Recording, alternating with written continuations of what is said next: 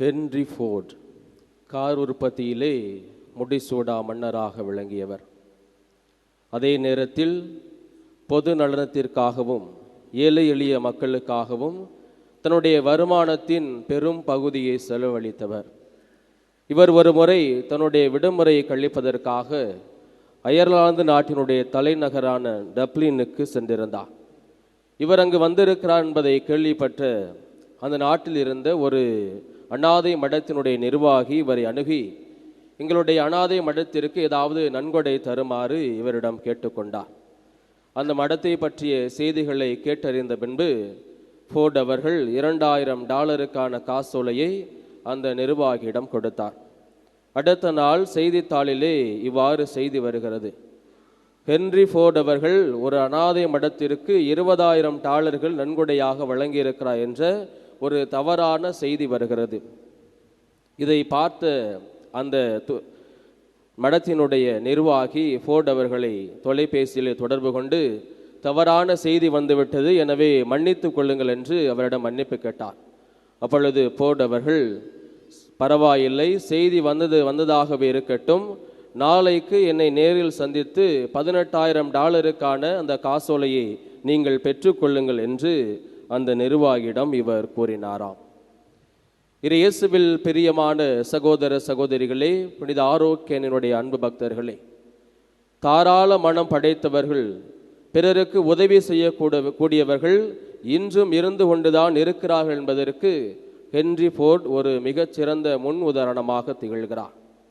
இந்த நற்செய்தியிலே ஆண்டவர் இயேசு கிறிஸ்து கடவுள் எத்தகைய தாராள மனம் படைத்தவர், பாகுபாடின்றி அனைவருக்கும் அவர் ஆசீர்வாதங்களையும் அருள் வளங்களையும் கொடுக்க வல்லவர் என்பதை அந்த திராட்சை தோட்ட நிலக்கிழாருடைய ஓமை வாயிலாக நமக்கு தெளிவுபடுத்துகிறார்.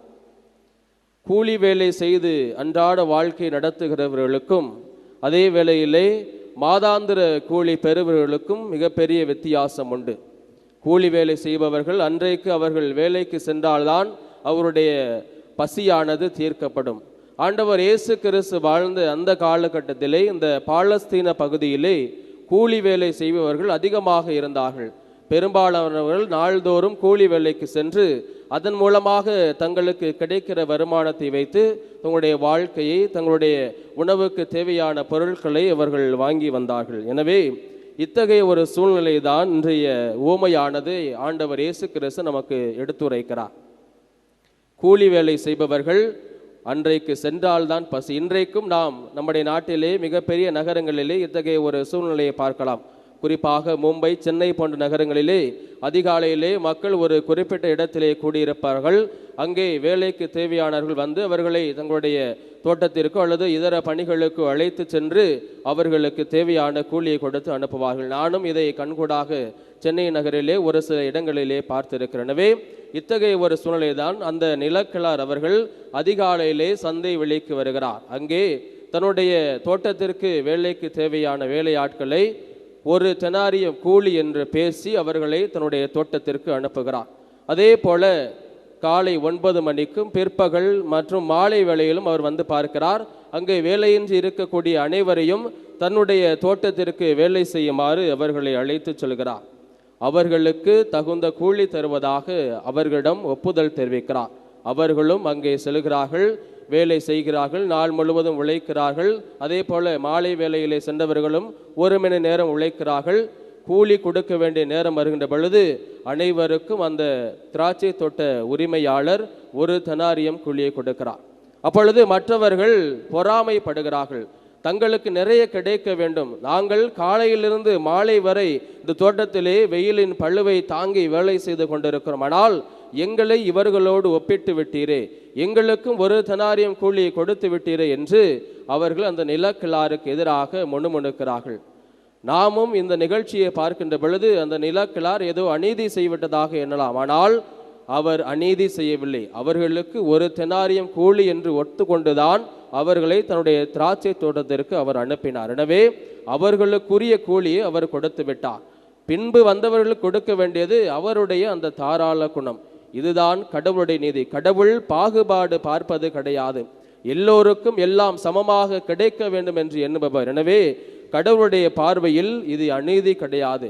நாம் எண்ணுவது போல நம்முடைய இறைவன் எண்ணுவது கிடையாது. நாம் முதலில் வந்தவர்களுக்கு அதிகமாக கொடுப்பதும், அதே போல இறுதியாக வந்தவருக்கு குறைவாக கொடுப்பதும் இது மனிதர்களாகிய நம்முடைய மனநிலை. ஆனால் இறைவன் அனைவருக்கும் எல்லாம் கிடைக்க வேண்டும், அனைவரும் என்னுடைய பார்வையிலே சமமானவர்கள், அனைவரும் என்னுடைய சாயலிலே படைக்கப்பட்டவர்கள் என்ற அந்த ஒரு சமத்துவ கண்ணோட்டத்தில் தான் கடவுள் ஒவ்வொருவரையும் பார்க்கிறார். மத்தேயு நற்செய்தி 5வது அதிகாரம் 48வது இறைவசனத்திலே நம்ம இவ்வாறு வாசிக்கலாம். உங்கள் விண்ணக தந்தை நிறைவுள்ளவராக இருப்பது போல நீங்களும் நிறைவுள்ளவராக இருங்கள். லூக்கா நற்செய்தியிலே இது மிக அழகாக கூறப்பட்டிருக்கும்.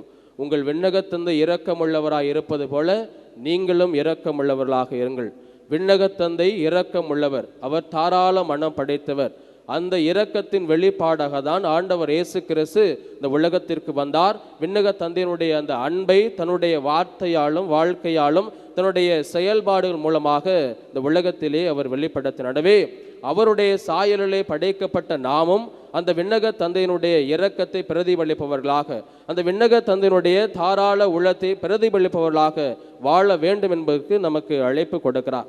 மேலுமாக மத்தேயு நற்செய்தி 4வது அதிகாரம் 45வது இறைவசனத்திலே நாம் இவ்வாறு வாசிக்கலாம்.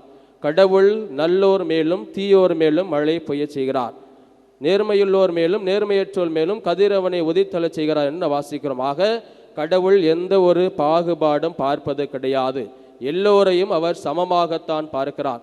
எல்லோருக்கும் சமநீதி கிடைக்க வேண்டும், எல்லோரும் அவருடைய அன்பை சுவைக்க வேண்டும், எல்லோரும் அவருடைய ஆசீர்வாதத்தை பெற வேண்டும் என்று இறைவன் ஒவ்வொரு நாளும் விருப்பம் கொள்கிறார். எனவேதான் அந்த ஒரு விருப்பத்தை நிறைவேற்றுவராக ஆண்டவர் இயேசு கிறிஸ்து இந்த உலகத்திலே தன்னுடைய வாழ்க்கையை தொடர்ந்து நடத்தினார். இந்த ஒரு சமத்துவ நிலையை நம்ம விவிலியத்திலே பல இடங்களிலே பார்க்கலாம். கடவுள் ஒவ்வொருவருக்கும் வாய்ப்புகள் கொடுத்து கொண்டே இருக்கிறார். எப்படி அந்த அதிகாலையிலே சென்றவர்களுக்கு ஒரு தெனாரியம் கூலிக்கு அவர்களை வேலைக்கு அமர்த்தினாரோ, அதே போல மாலை வேளையிலும் பிற்பகல் வேளையிலும் சென்றவர்களுக்கு அதே கூலியை கொடுக்கிறார். எனவே வாய்ப்புகள் ஒவ்வொரு வேளையும் கடவுள் கொடுத்து கொண்டே இருக்கிறார்.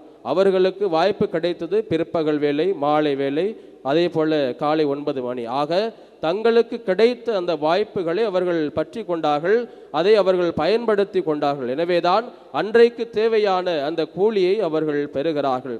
இதே நாம் விவிலியத்திலே பல இடங்களிலே பார்க்கலாம். இறுதி நேரத்திலே ஆண்டவரே என் மீது இரக்கவை, நான் பாவி என்று கூறிய அந்த நல்ல கல்வன் விண்ணகத்தை உரிமையாக்கி கொண்டான். ஆண்டவரோடு 3 ஆண்டு காலம் பயணம் செய்தவர், அவர் செய்த அனைத்து அற்புதங்களையும், அவர் செய்த புதுமைகளையும், அவர் போதித்த போதனைகளையும் கண்கூடாகவும் காதாலும் கேட்டவர், அவரை அணுவாக அனுபவித்த யூதாசு அவருக்கு கொடுக்கப்பட்ட வாய்ப்பை பயன்படுத்தி கொள்ளவில்லை. கடவுளுக்கு எதிராக செயல்படுகிறார். விண்ணகம் எனக்கு தேவையில்லை என்று தானே சென்று அவர் தன்னுடைய உயிரை மாய்த்து கொள்கிறார். வாய்ப்புகள் அனைவருக்கும் கொடுக்கப்பட்டு கொண்டுதான் இருக்கிறது. ஏனெனில் கடவுள் தாராள மனம் படைத்தவர். அன்னை மரியாவுடைய வாழ்க்கையிலும் இதை நான் பார்க்கலாம். அன்னையை ஆண்டவருடைய அந்த மகனை பெற்றெடுக்கக்கூடிய பாக்கியத்தை கடவுள் கொடுக்கின்ற பொழுது, என்னால் முடியாது, நீங்கள் வேறு ஒரு பெண்மணியை பார்த்து கொள்ளுங்கள், நான் இன்னும் திருமணம் ஆகாதவன் என்று மறுப்பு தெரிவிக்கவில்லை. மாறாக இது கடவுளுடைய திட்டம், இது கடவுளுக்கு ஏற்ற ஒரு வாழ்க்கை, கடவுள் என்னை தேர்ந்தெடுக்கிறார், கடவுள் ஒரு மிகப்பெரிய பாக்கியத்தை எனக்கு கொடுத்திருக்கிறார் என்று அன்னை அதை அன்போடு ஏற்றுக்கொண்டார். எனவேதான் அந்த இறைமகனை பெற்றெடுக்கக்கூடிய அந்த பாக்கியத்தை பெற்றதன் விளைவாக இன்று அகில உலகம் எங்கும் அந்த அன்னை போற்றப்படுகிறார். எனவே கடவுள் எல்லோரையும் அன்பு செய்யக்கூடியவர், எல்லோருக்கும் சமநீதி கொடுக்கக்கூடியவர். எப்பொழுது இந்த நற்செய்தியிலே பிரச்சனை வருகிறது என்றால், அவர்கள் தங்களோடு பிறரை ஒப்பிட்டுக் கொள்கின்ற பொழுது, நம்முடைய வாழ்க்கையிலும் இதை தான் நான் பார்க்கிறோம். எப்பொழுது நம்முடைய மன நிம்மதி இழக்கிறோம் என்றால், நம்மை பிறரோடு ஒப்பிடுகின்ற பொழுது, அவனுக்கு எல்லாம் இருக்கிறது, என்னுடைய வாழ்க்கையில் எதுவும் இல்லை, கடவுள் அவனை நிறைவாக ஆசீர்வதித்திருக்கிறார், ஆனால் எனக்கு ஏராளமான கஷ்டங்களையும் கவலைகளையும் கொடுத்து கொண்டிருக்கிறார் என்று பிறரோடு நாம் ஒப்பிடுகிற பொழுதுதான் நாம் மன நிம்மதி இழக்கிறோம், மகிழ்ச்சி இழக்கிறோம். எனவே அவர்கள் தங்களுக்குரிய கூலி கிடைத்து விட்டது என்று மகிழ்ச்சியோடு சென்றிருந்தால் அவர்களும் மனநிறைவாக இருந்திருப்பார்கள். அங்கே எந்தவித சலசலப்பும் இருந்திருக்காது. அவர்களோடு மற்ற மாலை வேளையில் வந்து அவர்களோடு ஒப்பிடுகிற பொழுதுதான் அவர்கள் அந்த மன நிம்மதி இழக்கிறார்கள். தங்களுக்கு கிடைக்கக்கூடிய அந்த கூலியை பெற்றுக்கொள்ள அவர்கள் தயங்குகிறார்கள், ஒரு விதமான எதிர்ப்பை தெரிவிக்கிறார்கள். எனவே நாம் கடவுளுடைய அந்த அன்பை சுவைக்க வேண்டும், கடவுளுடைய அந்த தாராள உள்ளத்தை நாம் அறிந்து கொள்ள வேண்டும், கடவுள் கொடுக்கின்ற வாய்ப்புகளை சிக்கன பிடித்து கொள்ள வேண்டும். கடவுள் எல்லோருமே அன்பு செய்யக்கூடியவர், பாகுபாடு பார்க்காதவர், யாரையும் எவரோடு ஒப்பிடாதவர். அன்னை மரியாவும் இதைத்தான் தன்னுடைய வாழ்க்கையிலே பின்பற்றினார். தான் கடவுளுடைய தாய் என்று யாரோடும் ஒப்பிடவில்லை. தன் கடவுள் அன்னை மரியாவுக்கு அந்த மங்கள வார்த்தை சொன்ன பொழுது தானும் கருவுற்றிருந்தாலும் விரைந்து சென்று எலிசபெத்துக்கு உதவினார். தான் கருவுற்றிருந்தாலும் பரவாயில்லை, அவர் முதிர்ந்த வயதிலே கருவுற்றிருக்கிறார், அவருக்கு உதவி தேவைப்படுகிறது என்று அந்த தாராள மனதோடு புறப்பட்டு விரைந்து செல்கிறார். 3 மாத காலம் அங்கே தங்கியிருந்து எலிசபெத்துக்கு உதவுகிறார். எனவே இத்தகைய தாராள உள்ளம் படைத்த ஒரு மனிதர்களைத்தான் கடவுள் விரும்புகிறார். அதைத்தான் ஆண்டவர் இயேசு கிறிஸ்துவும் நம்மிடம் எதிர்பார்க்கிறார். எனவே நாம் வாழக்கூடிய இந்த சூழ்நிலையிலே யாரோடும் நம்மை ஒப்பிட்டு பார்க்கக்கூடாது. இறைவன் நமக்கு நம்முடைய தகுதிக்கு ஏற்றவாறு நமக்கு ஆசீர்வாதங்களை கொடுத்திருக்கிறார். நமக்கு தேவையான அனைத்து அருள் வளங்களையும் கொடுத்திருக்கிறார். இந்த அன்னையை தேடி வருகிற நாம் அந்த அன்னையை போல தாராள உள்ளம் படைத்தவர்களாக, யாரையும் யாரோடும் ஒப்பிடாத மனிதர்களாக, நம்மிடம் இருப்பதை பிறரோடு தாராள மனத்தோடு பகிர்ந்து கொள்ளக்கூடிய மக்களாக, கடவுள் கொடுத்திருக்கிற ஆசீர்வாதத்தை எல்லோருக்கும் கொடுக்கக்கூடிய பிள்ளைகளாக, கடவுளுடைய அன்பை அனைவரும் சுவைக்க நாம் உதவி செய்யக்கூடிய மக்களாக வாழ இறைவன் நம்மிடம் அழைக்கிறார். எனவே இந்த பலியிலே அந்த நிலக்கிழாரை போல தாராள மனம் படைத்தவர்களாக, நம்முடைய விண்ணக தந்தையை போல இரக்கமுள்ள பிள்ளைகளாக, ஆண்டவர் இயேசு கிறிஸ்துவை போல இந்த உலகத்திற்கு இரக்கத்தை வெளிப்படுத்துகிற மக்களாக, அன்னை மரியாவை போல ஆண்டவருடைய இரக்கத்தை பின்பற்றுகிற பிள்ளைகளாக, யாரோடும் ஒப்பிடாத மக்களாக வாழ தொடர்ந்து இறைவன் நம்மை ஆசீர்வதிக்க இந்த பலியிலே பக்தியோடு மன்றாடுவோம். ஆமென்.